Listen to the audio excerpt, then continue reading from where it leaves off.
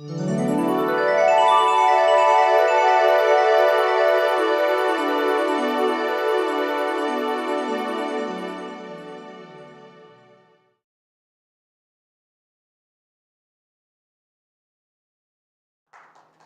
can segue right into a woman that I've heard her speak before, and she has that factor.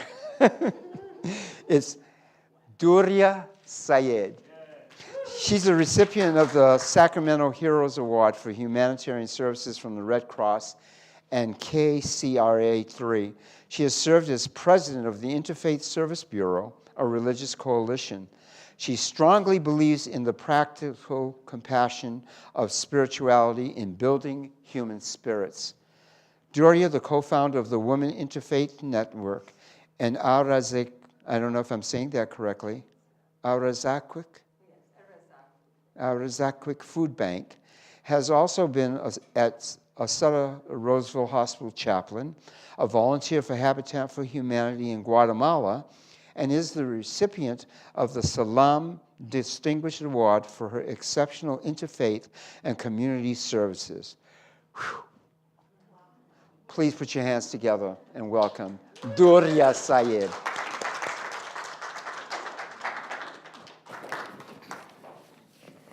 I have to cut down this introduction. This embarrasses me too much. Yes, choice to claim it. Be conceited, as you said. I'm going to welcome all of you. I'm going to greet you with a Muslim greeting. Assalamu alaikum wa rahmatullahi wa barakatuhu. May the peace, blessing, and mercy of God be with you. And usually you hear the smaller version, but I want to bring the whole version to you because it's about blessings and it's about mercy and it's about keeping peace among each other. And that's the choices we are talking about, is one of the choices that it's, I think, needed at this time. I'm going to probably do the same as Tina did, not look at my notes as much. But I will start with my journey. And I was inspired. I was here to talk about something else, but Tina inspired me that, no, I need to start with the journey of my life and the journey of being here with you. So the best choice of 2018 is being with you. So thank you for accompanying me with that journey. I came to the United States of America by not my choice as much. This choice was my mother-in-law's choice to choose me as a partner for her son. So my mother-in-law chose, liked me, and she asked for my hand from my parents.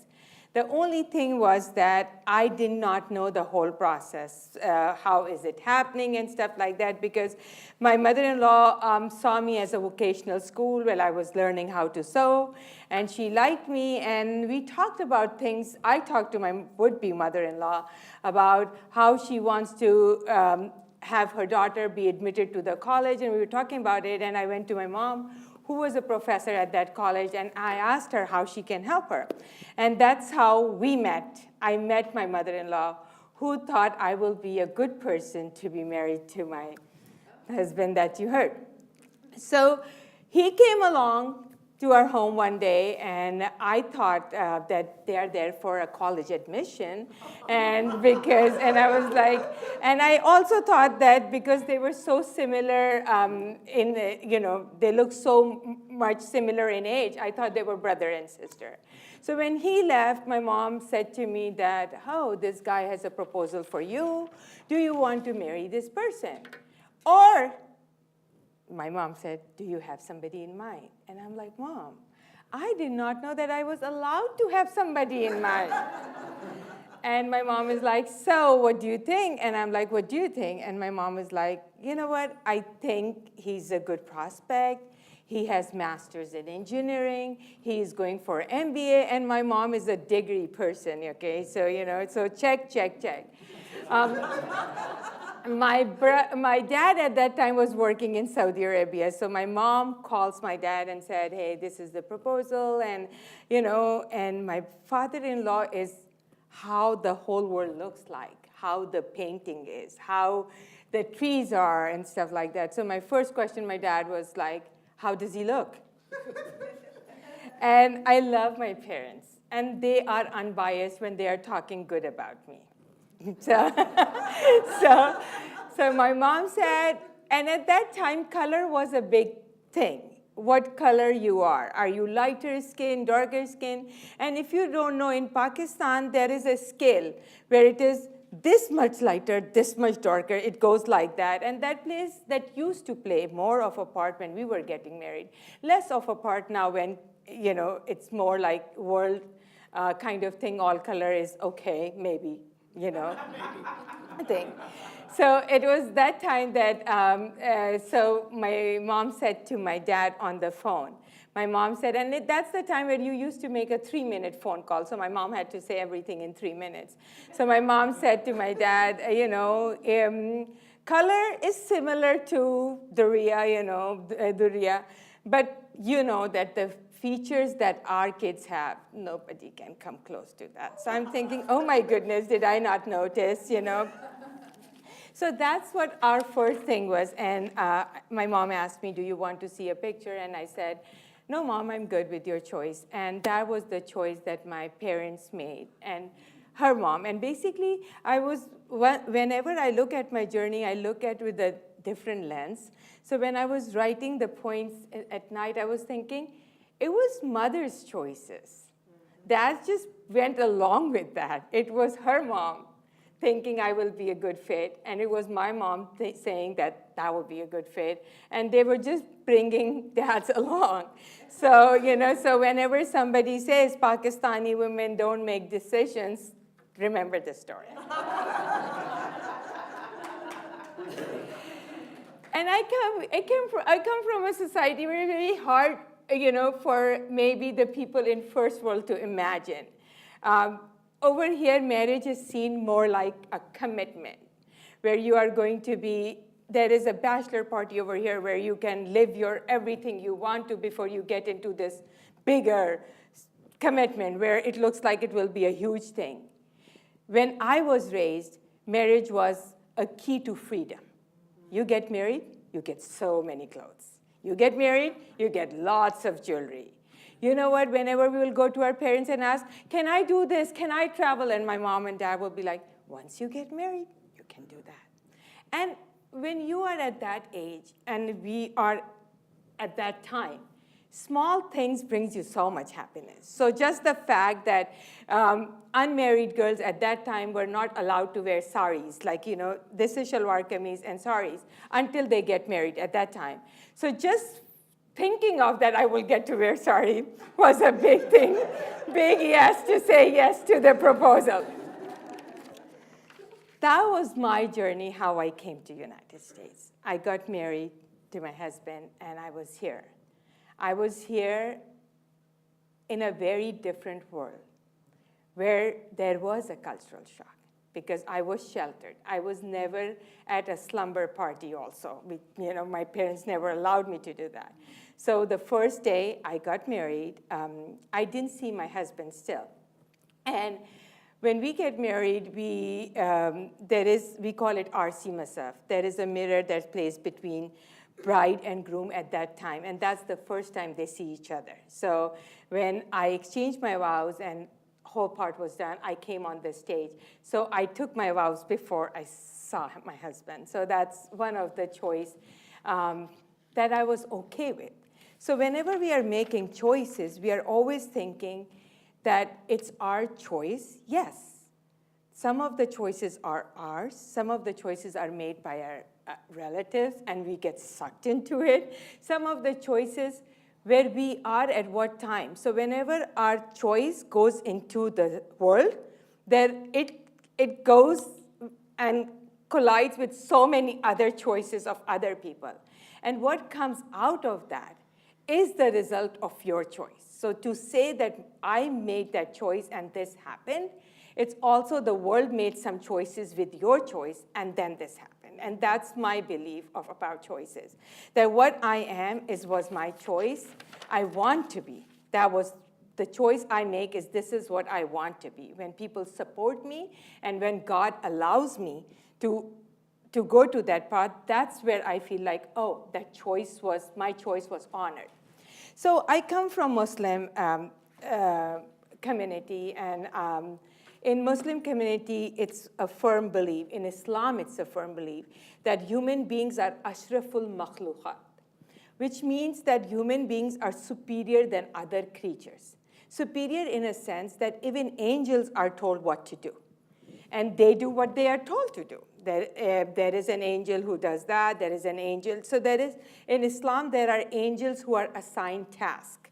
That they will write good deeds about you, bad deeds about you. There is an angel who will take your life. But they are told. They are servant of God. So are human beings. But human beings serve God with choices they make. They make decisions. And that's what always stands out to me as being from Islamic faith. It always resonates to me in a very different way. And that's why with all the journey that I did and I came to this country, it was choices of my parents that I honored, but I also made a choice that I want to live with somebody in harmony. And it's hard. Married institution is a tough institution. Living happily is a lot to ask for all the time. You will eventually live happily, but that requires struggle, challenges, and things you will come across. When I came, calling back home was $3.80 some. So you are not calling home as much. He was the first person from his family, and I was the first person from my family who was here. So now we were siblings who need to fight with each other. We were father and daughter who has the other relationship. So we had to take care of all the relationships that we left behind because we were creating our own bond. But we also need to honor all those relationships that we didn't have access to like now. And like you can do FaceTime them, you can do WhatsApp them and stuff like that, but we couldn't. So that strengthened our bond together. And that's the thing that I was surprised with, that he had a very free spirit, where you become what you want to, and I become what I want to. And that's the journey that was enhanced and honed by all the people in community college and my professors here and all that. And that gave me this sense that I can be what I want to be. That also told me that at that time when I came to the Capitol that I want to be a senator sometime. But because that was one of the things that you can be whatever you want to be. That's the package that American gives to, goes out to the world. But when you come here, you know that you are limited also. You have a skin color. You have an accent. You have lots of things that you want to overcome. And some of the things how you make a choice to play with them as your strength. So that's one of the things that I felt that this culture is really good at. They tell you be what you want to be. They don't care if your accent is this big, small, or that. You have an accent, period. So that's one of the things. So it all depends how you embrace other person. It's how they are going to hear you. And that's the thing that I found out more after 9/11. So we were in a very bubble where we were all having a good time being in America. Our goal was that we are going to get education and we are going to back home, after education. And my husband's idea was not here to stay. It was more like, let's get the education. He was doing MBA. I was doing started my associate degree at community college. And I said that once I do my bachelor's, we're going to go back. But then we had a son. And we were like, oh, we're still going to go back. And then we were blessed with a daughter. And that's the day my husband was like, hey, I want her to brave and bold. And I always say that was a wrong choice. No, just kidding. She's too brave and too bold for us, and I think that was a good choice. And my kids call me, and I've said that before. I am from a different culture. So anyways, we started raising our kids here, and we were very happy here. I'm looking at the time. Am I in time? Okay. Okay. So I was, so that time 9/11 happened, and my dad asked me that our community was getting the Hero Award, and my dad asked me, what do you want to have? And I said, Dad, I want a painting of the words that I love. It's فَبِأَيِّ آلَاءِ رَبِّكُمَا تُكَذِّبَانِ. Which of the favors of your Lord will you deny? And that is in my living room. Wherever I come down, I always want to see from my bedroom when I'm coming down this thing first thing in the morning, because I feel like there are so many favors of our Lord that, we cannot deny. And that's what brought me back to making the choice that I will include people in my life. My daughter learned sign language, and I was part of that group going with her. My son, he was 3 years old, and he's just saying, we shall overcome. So that was one of the things that I need to be part of African-American community. But the choice that I made, and I will rush through that, was one of the choice that I said, and I will say it in Urdu, "Waqt ki qaid mein zindagi hai magar, chand ghadiyan yahi hain jo azad hain," which means that we are, as a human being, imprisoned in time. But there are moments in our time which become eternal. Those are the moments where you sync with other people. And that's when I made a choice that I want to be a counselor. I want to be part of the journey of other people, because that's how you become timeless. And that's how you extend your life here also. So a few years ago, Julian Hodgson, she did a study about all the people who live longer than 100 years. And the study was about middle age, and they followed the study for 7 years.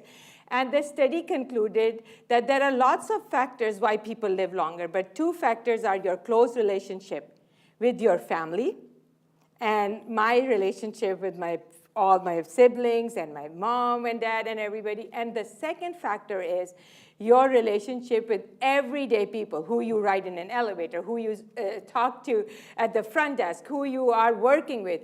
And the more you have encounters with them, the more of the things decide on that how longer you're going to live.